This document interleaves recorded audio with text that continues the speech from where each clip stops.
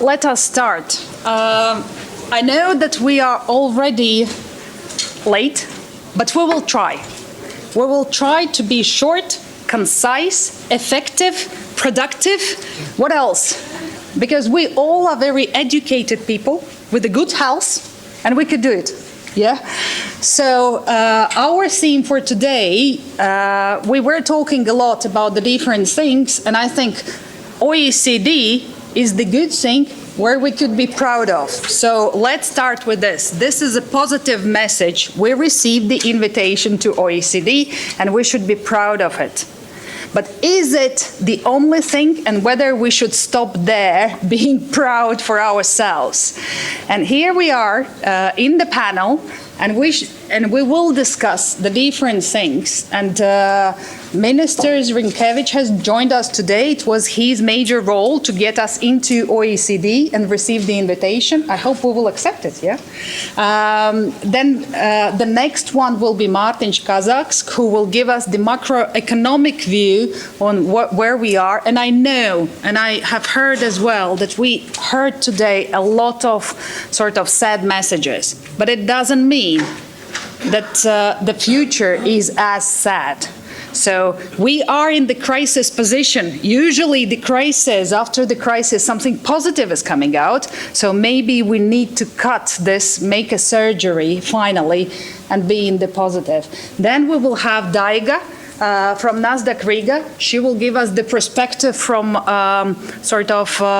capital market and stock exchange and state-owned and state-owned companies governance, because this is an important one of the important topic. And finally, we will have Norbert, who will talk about the investor's perspective. What does it mean for him, OECD, being there or not being there? Is it changing anything? And his view on his expectations as well.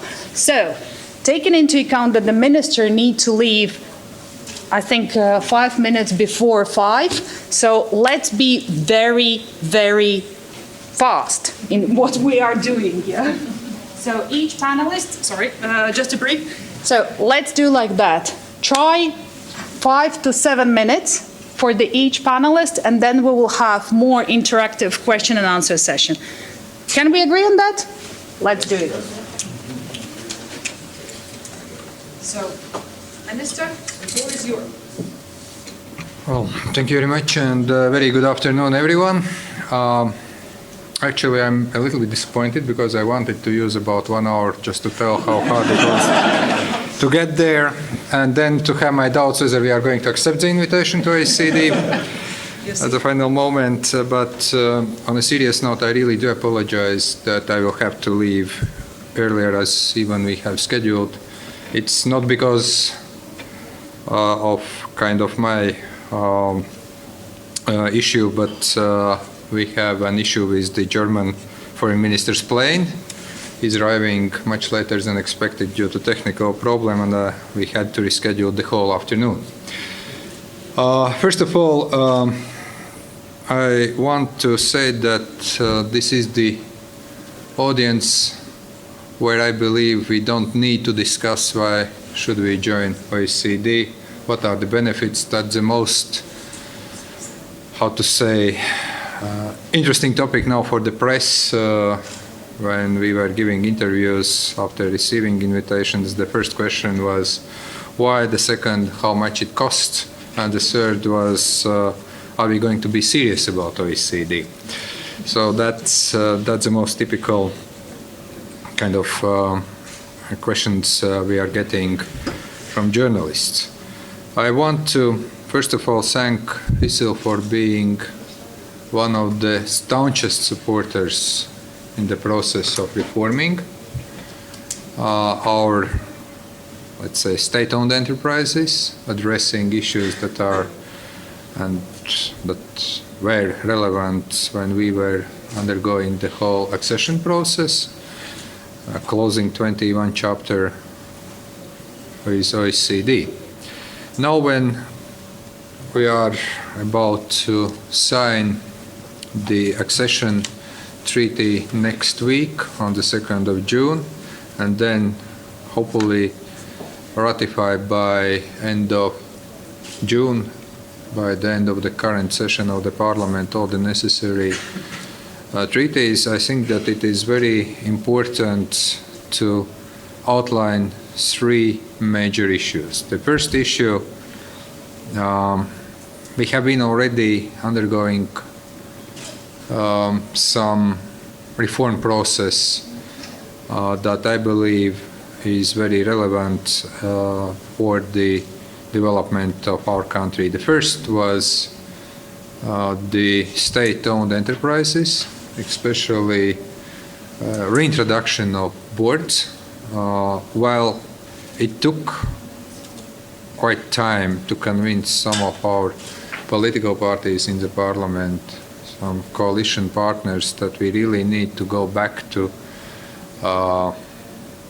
boards in state-owned enterprises, but this time it's not going to be the old-fashioned way when every political party had its own representative. This time it has to be really the criteria-based,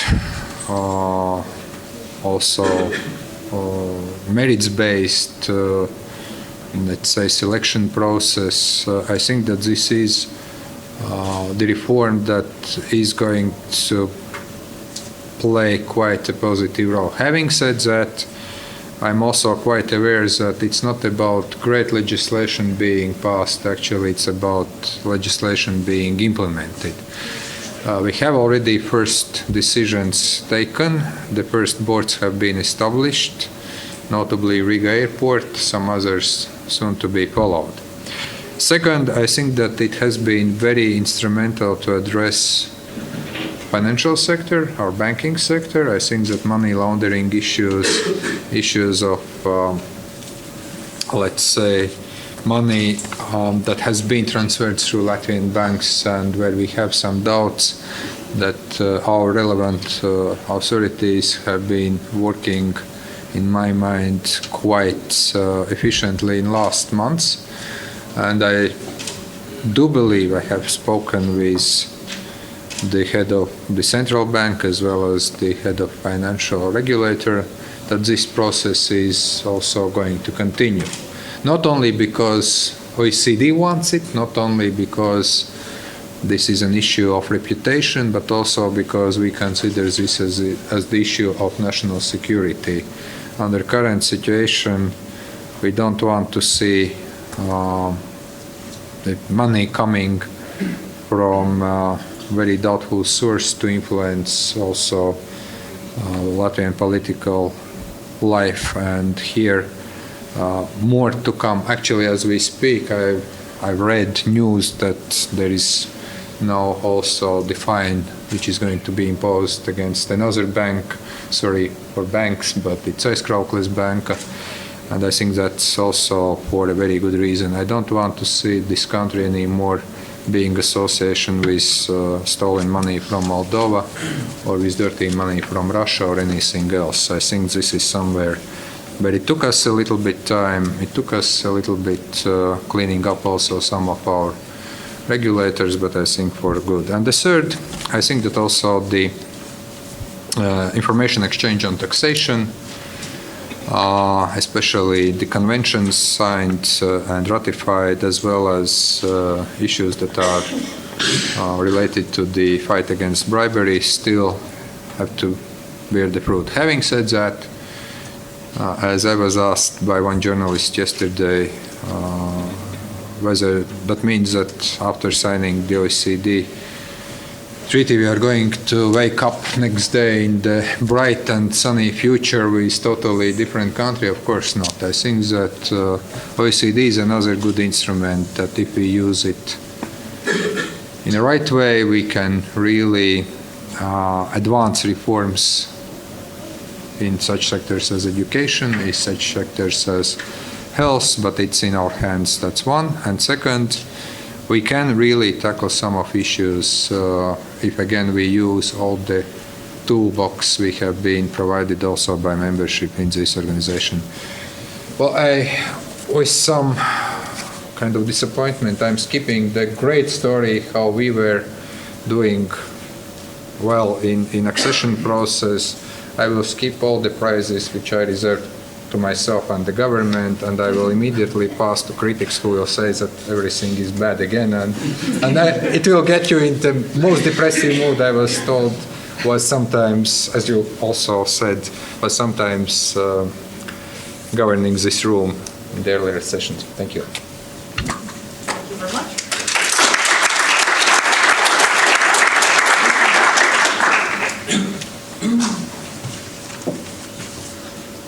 Tu teiksi kaut ko es vienkārši darīju? Okay. The next one will be Mārtiņš Kazaks, the macroeconomist from Swedbank. So we will see his view on what does it mean. Thank you, Zlata. Thank you, audience. I'm going to be quite brief, and being an economist, I think it's nice to have some fun. So I see your point. In a way, most of you, well, all of you, are investors into Latvia. So the more dire you make the story, the less competition you will get. You know, so also it could be some fun just to say that this is very bad. But to be kind of on a balanced view, I would say that of course it is not extremely bad, but it certainly can be much, much better. It can certainly be much better, and we can make it much better. Is OECD okay? Is that a good choice? I would say yes, certainly. Yes, it is, because it gives us opportunities. It gives us opportunities to make the things better. Will we use that? It's all up to us. Okay, so no guarantees attached to that, and it's all up to us. And then I will just come back to kind of 3 basic points in my talk about this, and I'm going to be using lots of picture language because I think it simply tells, you know, more than anything else. And this is how the economy looks to me. Okay, so this is a business cycle. Okay, there are good years and there are bad years. Okay, and yes, if you take a look at the macro data, then we know that we are in a technical recession. Okay. Oh, sorry.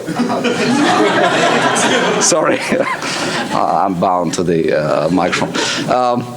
You see, we are at that place, well, we are where the question mark is. So we are currently still growing, but it's all up to us to see what the growth is going to be and how long will it last.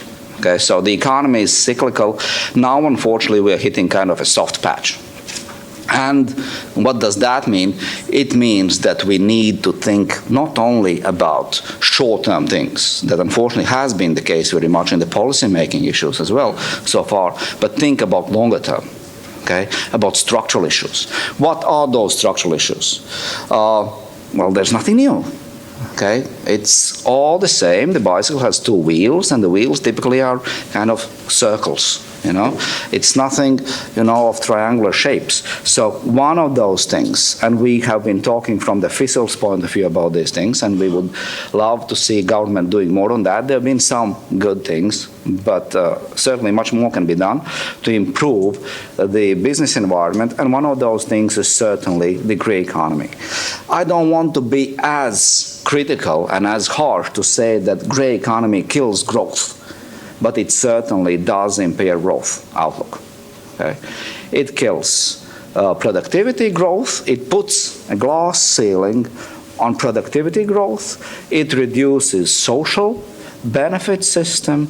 It, by and large, you know, significantly impairs future growth. If we want to see this economy grow faster, in a more sustainable way, then we need to deal with those structural issues, and the grey economy is one of the things. And I'm very happy to see that we've seen some developments for the Inland Revenue Service.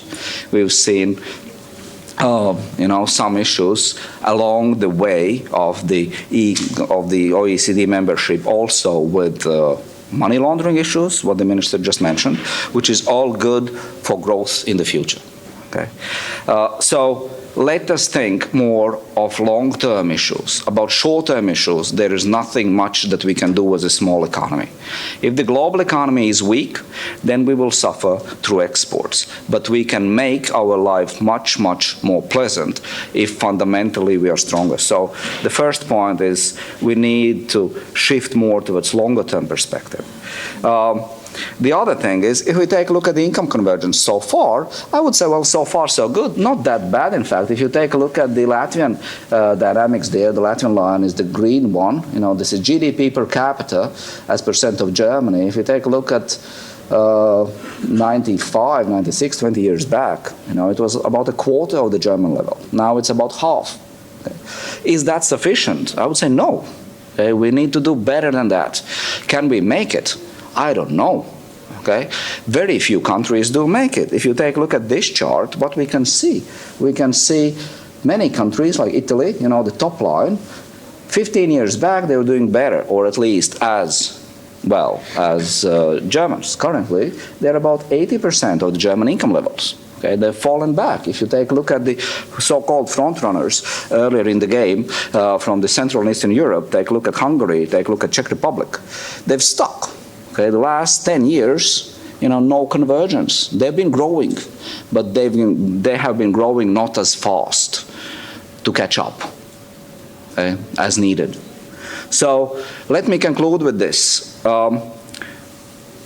The OECD membership, of course, will give opportunities, but will not give any guarantees.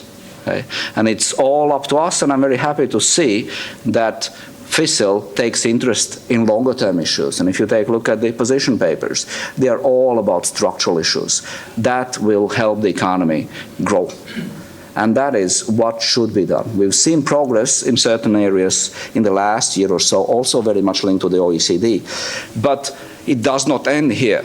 And I would even say the problem is, you know, what is the next institution that we're going to join? You know, there are no other institutions, so there is no external pressure.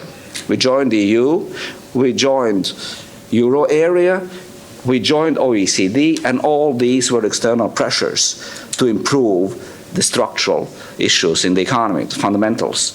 Going forward, it's only up to us. It's only to the civil society, up to the civil society. Okay, so guys, let's pull together and let's make life better. Thank you.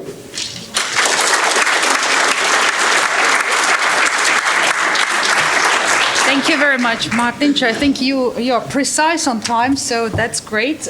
Minister, maybe you have some, ideas. What could be the next organization which we could join? I don't know.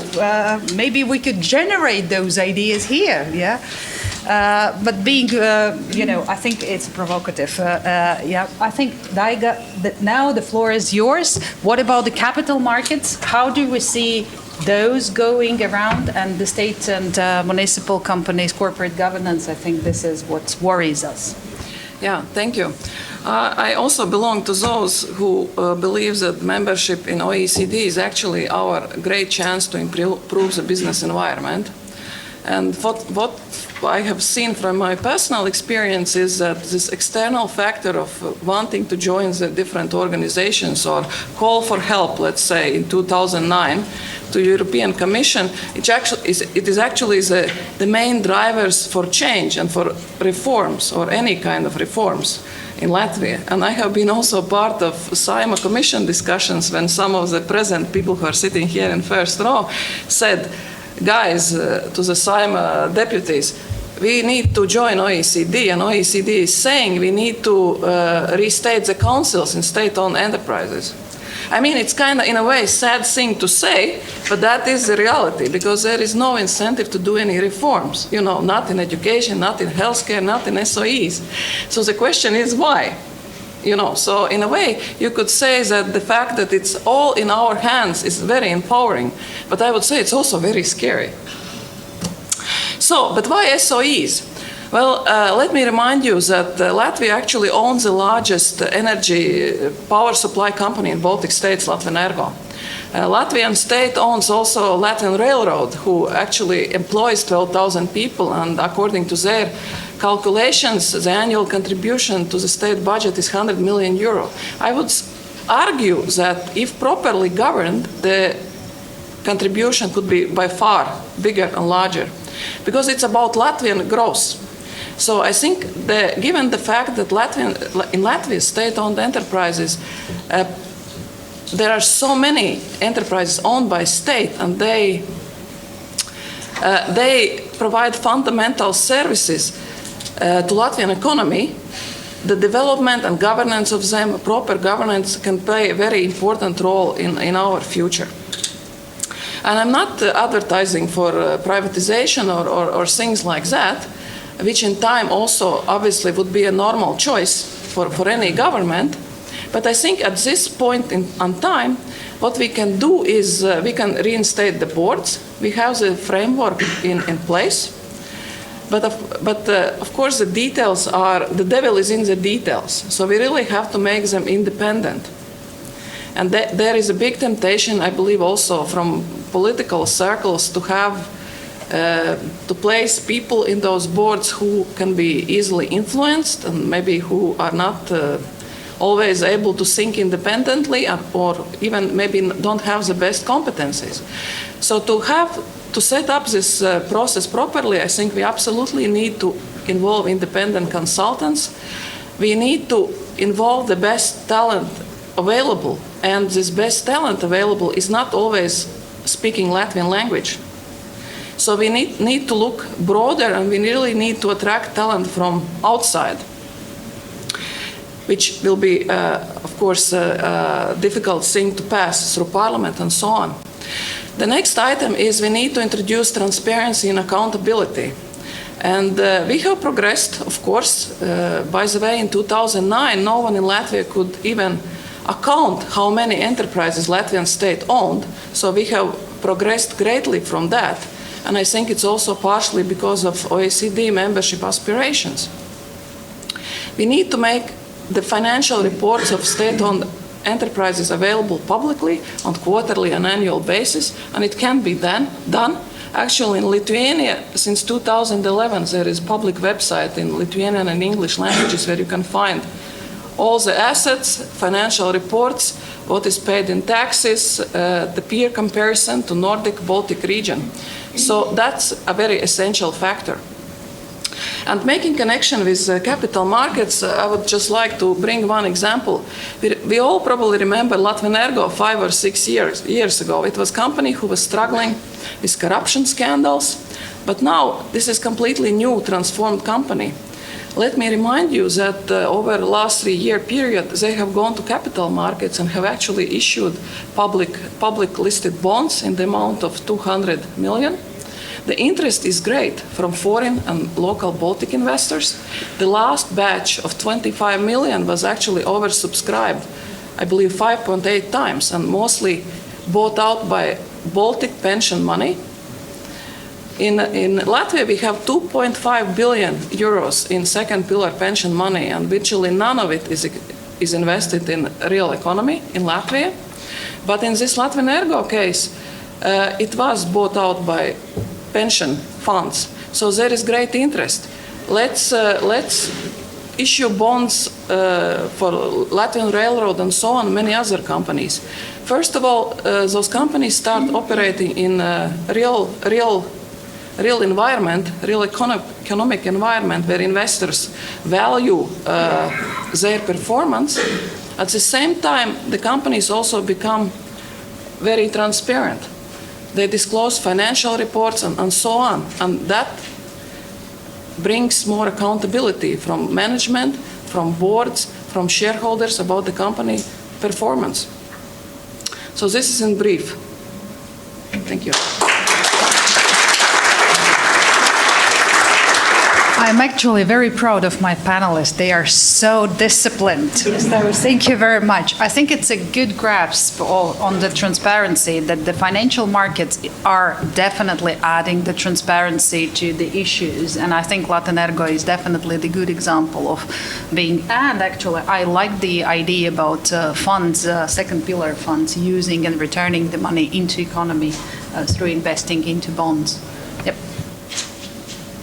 Norbert is representing the foreign investor, and Norbert is FICIL board member and the representative of Glassman Delman here in Latvia group.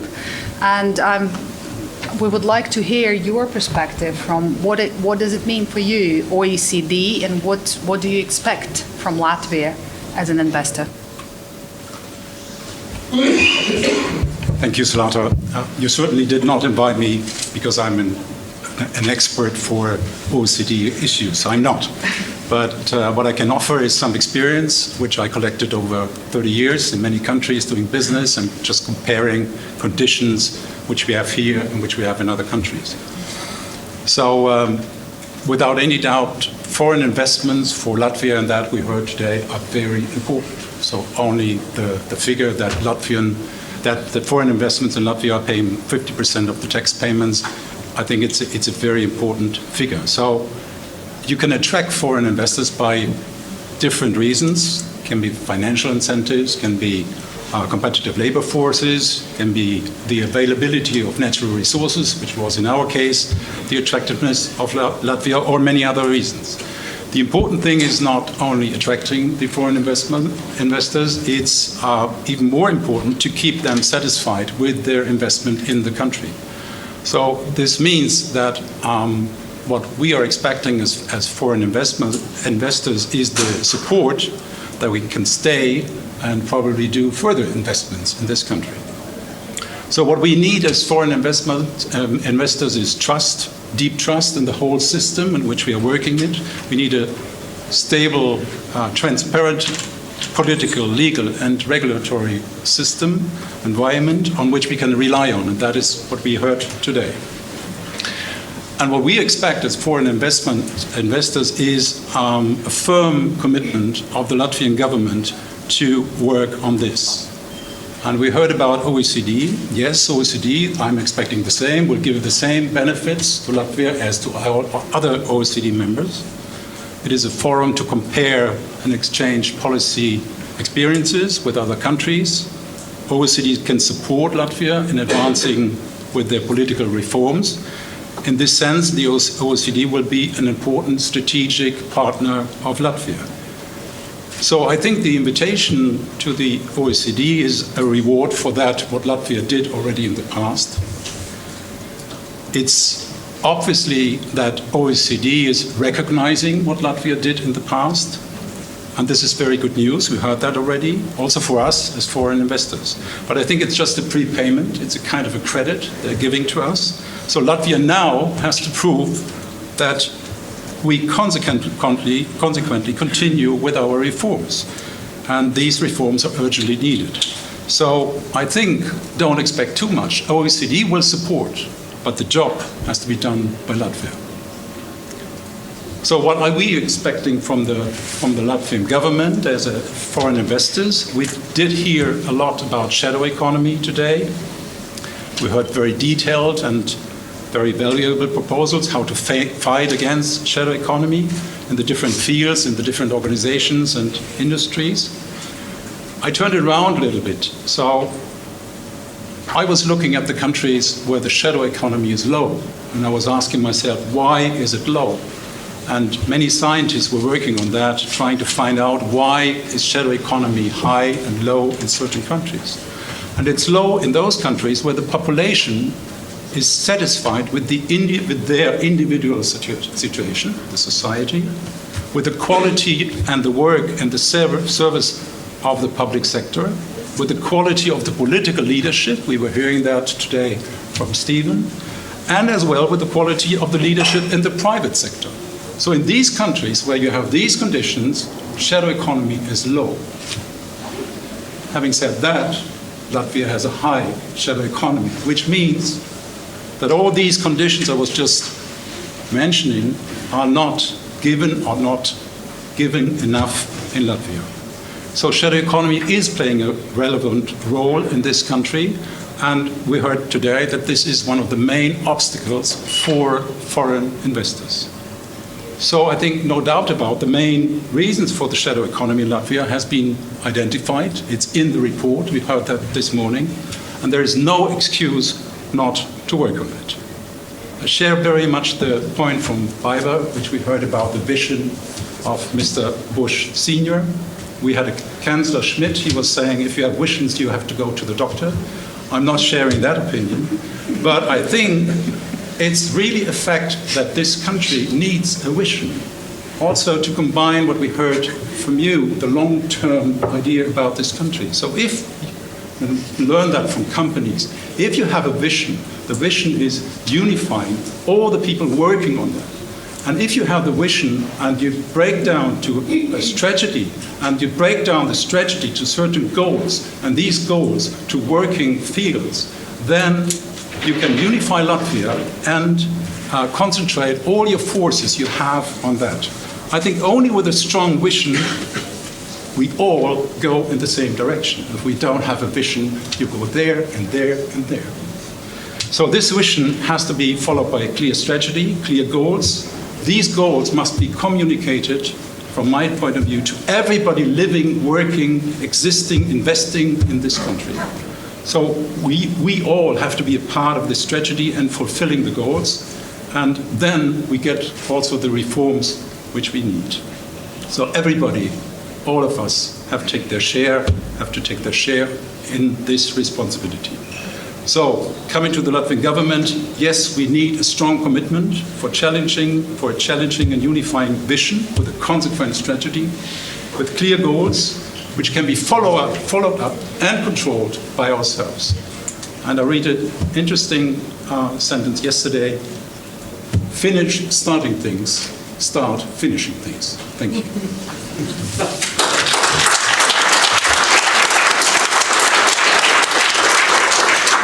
I think your last words were up to the topic, isn't it? They are very correctly characterizing where we should start and where we should stop, yeah? Stop talking, let's do. And I think what is important for us, I mean, being the whole day here, I think we have, as a foreign investor, so much commitment in terms of the change.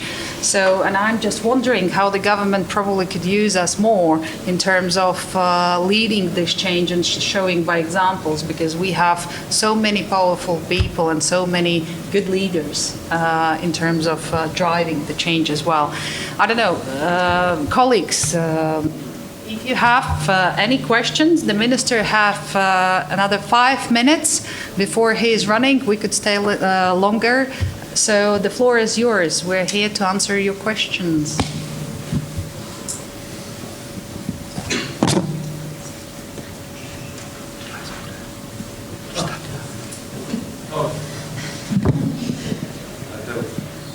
Halo, man ir jautājums ministra kungam. Kā mēs varam palīdzēt valdībai radīt vīziju? Kur mēs vēlamies iet, ja nav ārējā faktora, kur mēs gribētu iestāties vai kas mūs spiestu kaut ko mainīt? Kā mēs varam palīdzēt valdībai radīt vīziju mērķim? Paldies!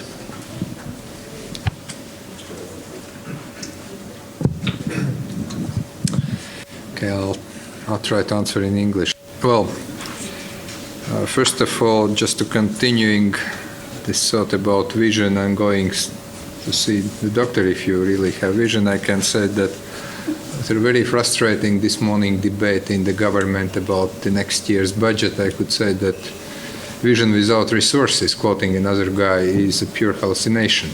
So you should also avoid having visions without resources and without clear understanding what we want to achieve. And also, we had quite a nice discussion after receiving great news about OECD. What's next in our joining of organizations, saying if we finally find oil in the Baltic Sea, then OPEC is our next goal.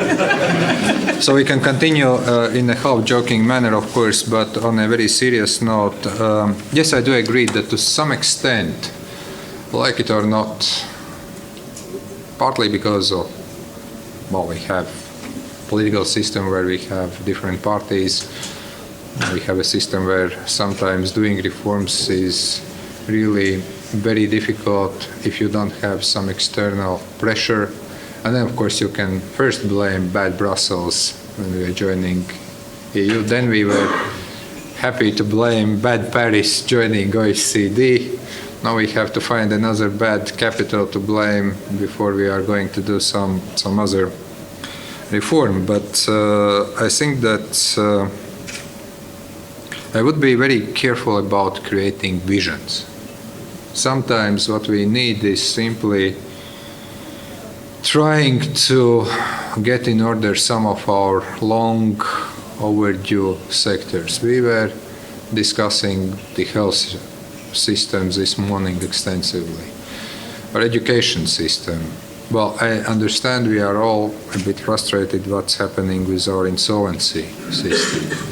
So if we create another, and you know, I've been in those discussions in different capacities, visions that we want to see Latvia as the country which is best to enjoy slowly, and then you get foreign investors saying, no, no, no, we don't want slowly, we want quickly. Then we have tourists coming in saying, no, we want nice place. I think what we really need is to concentrate on probably boring things that needs to be addressed. Vision, well, we have been talking about the country that needs to achieve the kind of, average of the European Union when it comes to living standards. But to achieve that, we need to address those issues we all well know. Well, yes, we can speak about having the country that is like Estonia, best known for its digital competencies. Fine, but before that, again, we need to address some of key issues. So I would say that my goal would be to work as much as we can to achieve some kind of average, first average, and then of course to exceed, because I really don't want to be an average pupil in any class. I want to be in top 5, but at least let's start with the visions that we want really to get into the club, not only of OECD 35, but actually of the EU top 5, top 10. Will require a lot of time, a lot of effort. No external pressure anymore. The most difficult thing, by the way, because it was very easy, and for foreign minister it's always easy. You come, you say that if you don't do that, the consequence is going to be this. This time there is no immediate bad capital in sight, but still there are our own people who want to live the same life that Nordic countries enjoy, and we don't want them to leave for other countries. Is it going to be easily achieved? No. Is it going to be quite an issue? Yes. But I think that let's now concentrate on the visions that we enter those countries that are enjoying the average lifestyle and then exceed to more. Takes time, takes effort. Some other questions, if there are, if we can collect some of those, because I don't have sign and you don't hear any police sirens around, so it should be still fine. I will not continue, Mr. Minister, with vision, but clearly one should define what it is, and a vision can be attaining that average income in whichever way. I was certainly not talking about slogans, but I have a question. One of the big paradigm shifts of our globe, if not our European Union, that you are involved in is the migration crisis that is turning the world upside down in very many ways, with the demands that it brings with it in a human dimension, in a financial dimension, in many dimensions. Do you see anything that would, out of that could be an opportunity for Latvia? I thought this is going to be the only meeting today where migration is not going to be touched. And I got it completely wrong. But I think that we are in a very difficult situation. On one hand, what we are seeing, of course, and this is ongoing discussions that may really affect the whole cohesion of the European Union, if you wish. And not only European Union, it's a challenge also in a broader sense to some extent. Last week at NATO Council of Foreign Affairs, we were talking extensively with High Representative of the European Union how NATO can help to tackle some of external aspects of migration. And you know, the operation is ongoing also in Aegean Sea and so on. So it's going to affect us all. But at the same time, I think we are here in a situation which, unfortunately, because of a lot of sentiments and emotions we are missing. We all know that, unfortunately, we are in a negative demographic turn here.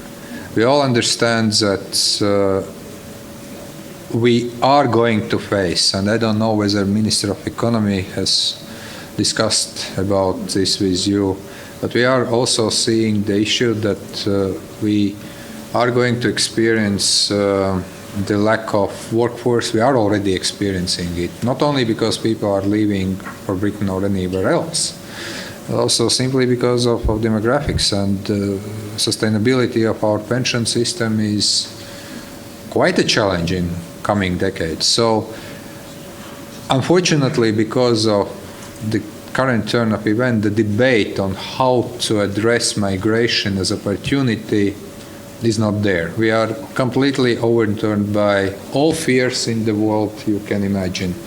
That everyone who comes into this country is A, terrorist, B, economic migrant, C, they want to completely change our lifestyle and do all the bad things. Unfortunately, this is going to be sentiment we have to address, trying to skip all those and you know how the debate was actually going last year around September. So, and we have to discuss how to turn what is going to be, and I have talked about that a lot of times, unstoppable migration. We cannot stop it. We can control it. We can do much better controlling our external borders. We can't deny the right of asylum to people who are in the need under international law or under humanitarian law, but at the same time we should also address this, how we could really use this in the best interest we can.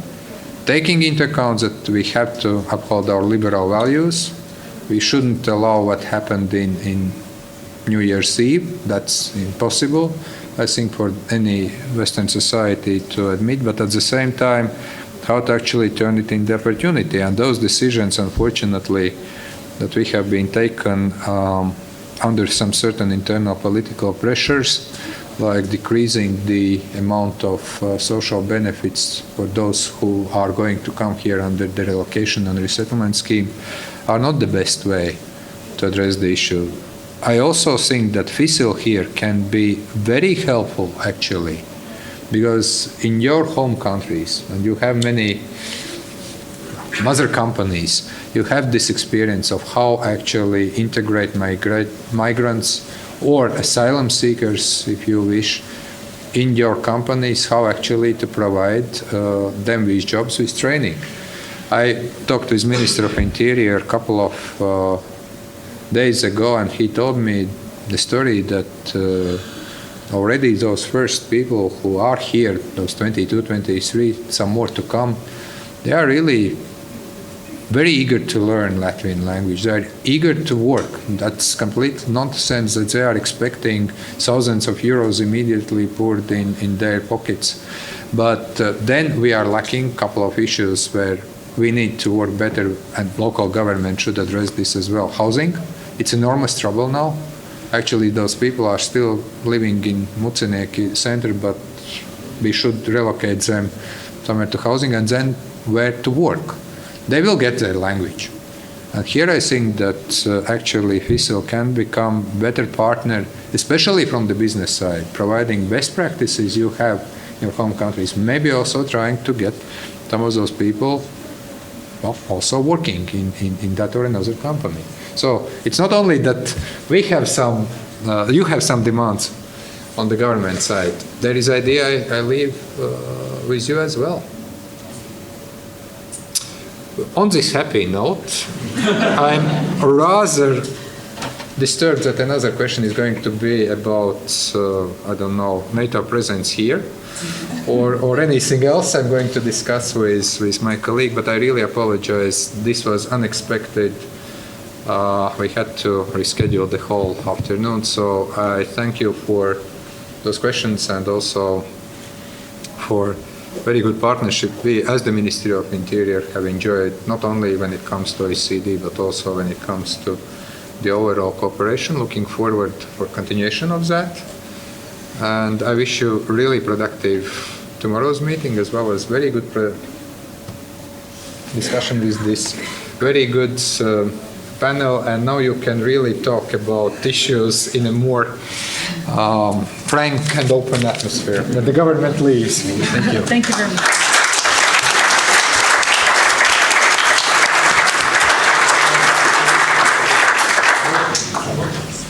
colleagues, we still have some time. I should say, first of all, before we're finishing, I probably should say where we are rejoining again.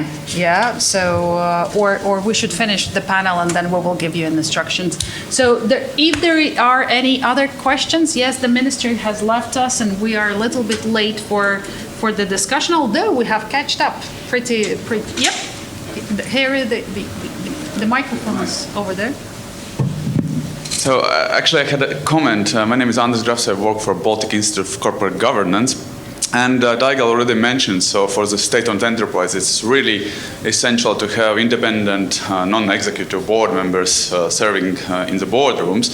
And also this is kind of opportunity for all companies sitting here to consider that professionals from the private sector could apply for such a positions, because there is 3 supervisory councils already appointed.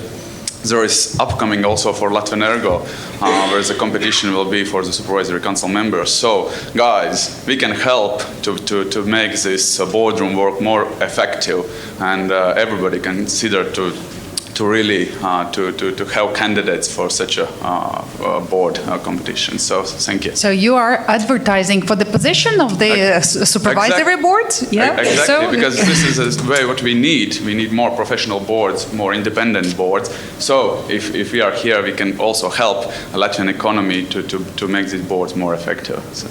Okay, this is free of charge advertisement, yep, for the board. Yep. Another question?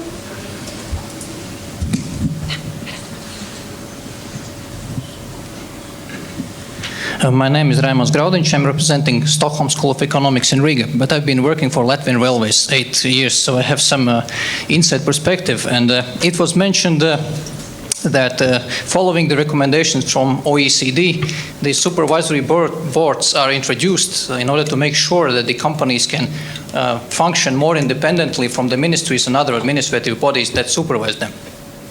However, in practice, we have the opposite problem.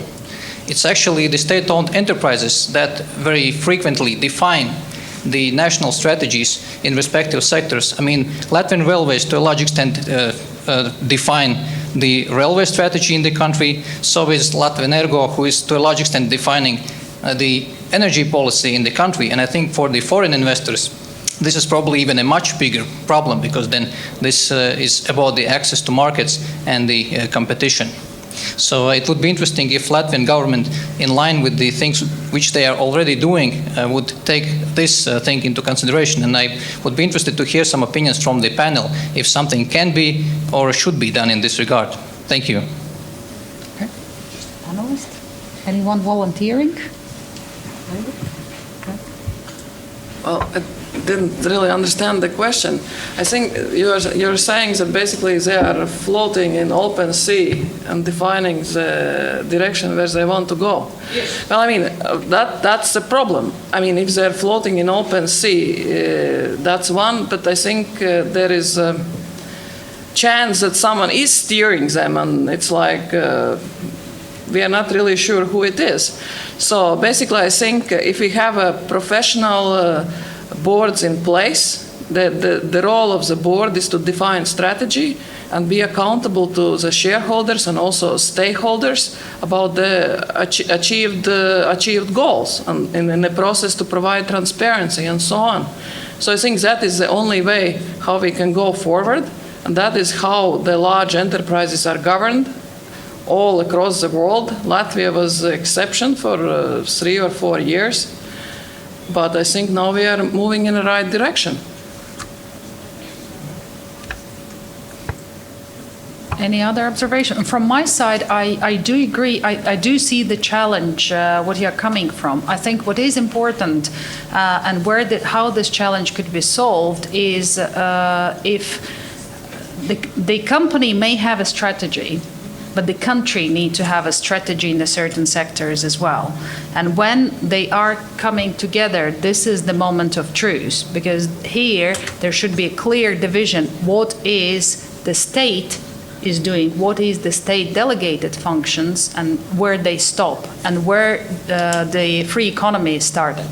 So through that and through the strategy things, you could solve these issues, although they are on the board.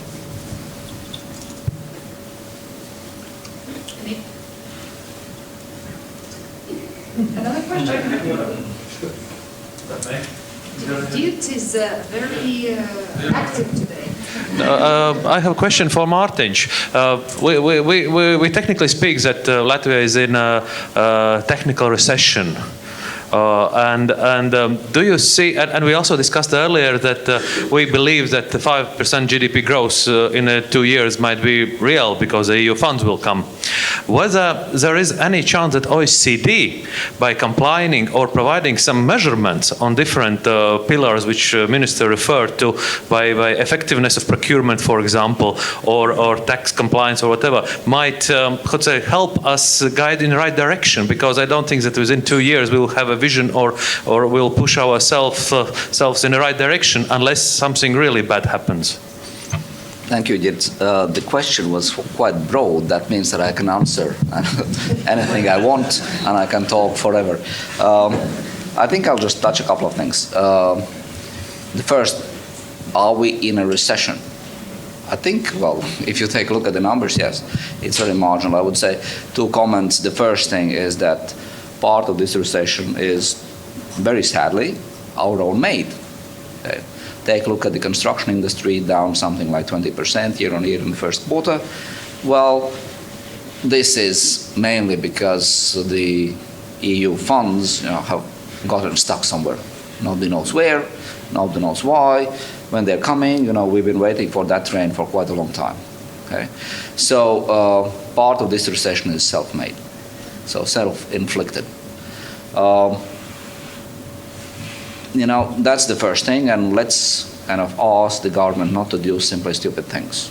Okay? By doing that, we simply make life much more difficult. In fact, what we do today, we don't only kind of pull economy down and create short-term problems in the sphere of the budget revenues, because there's a shortfall because the economy grows slower, but we also create some boom and bust cycle elements over the medium term. Imagine what happens in the construction sector with Sweden booming, okay, with the minimum wage for a carpenter in Sweden in the range of something like 15 euros an hour.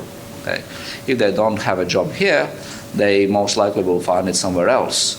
In 2 years' time, when we will have funding hopefully finally flowing in, just imagine how cheap it's going to be to get them back from Sweden. Okay. So in short, if you want to build something, do it this year, okay, while the guys don't have a job and while it's for free, relatively, okay. In 2 years' time, it's going to be very expensive and everybody will want to do it. So, creating this cyclicality, the fish bowls, and, that kind of story, it's plain stupid, excuse my language, okay. The second thing about what we can learn, if I understood you correctly, from OECD, and will they help us and all that kind of stuff. Yes, the nice thing is they will provide kind of more insightful information and analysis on specific details, which we, if we wish, could take into account. Okay? But at the end of the day, they're not going to invent a bicycle. Okay? The bicycle is there, and I don't want to be extremely critical.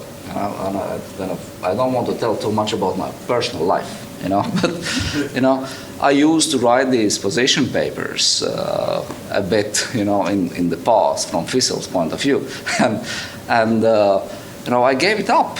And one of the reasons was I was fed up, excuse my language again, writing the same stuff every year. Okay, so we don't need to invent something brand new. We simply need to do exactly what Norbert said. Finish starting things, start finishing things. Simply kind of keep, track of the things that we've done. And I am a bit kind of optimistic on this, at least seeing what the current government is talking about. Okay? So putting clear deadlines to some of the numbers, some of the targets, we'll see whether it's going to happen or not, but at least we will have an opportunity to check for that. And that is very good. Another thing is as well that we see, at least from the macro perspective, more talk on so-called horizontal things. Because if I would kind of watch the government, I would be very worried if the government would start to micromanage things again. Start to take, for instance, a look at the economy and say, okay, we're going to support this industry, we're going to run for national champions. I think that's a very high risk thing. Okay? First of all, we don't want to support industries, we want to support good companies. Okay? Because you can have industries with very poorly managed companies as well, and you don't really want to support poorly managed companies. Okay? So I would say the lowest, from the economic point of view, the lowest hanging fruits are in the procurement area, in the bankruptcy legislation, and all these kind of things that would bring instantaneous benefits to economic growth. Okay? Yes, education is important, yes, healthcare is important, but the benefits are going to come up in about 5-10 years' time, something like that, very long-term thing. But economically, the shortest benefit that we're going to get are those horizontal things, rule of law, corruption, and all this kind of stuff. If we can fix that, then the economy will benefit. OECD will not do it. It is us who can do it. Is that easy? God, no. That's a political progress that we need to push there. And I would like to conclude this monologue with one thing. We don't need to ask the government to do these things. We need to request the government to do these things. Yeah, we need to demand. So, keep pushing.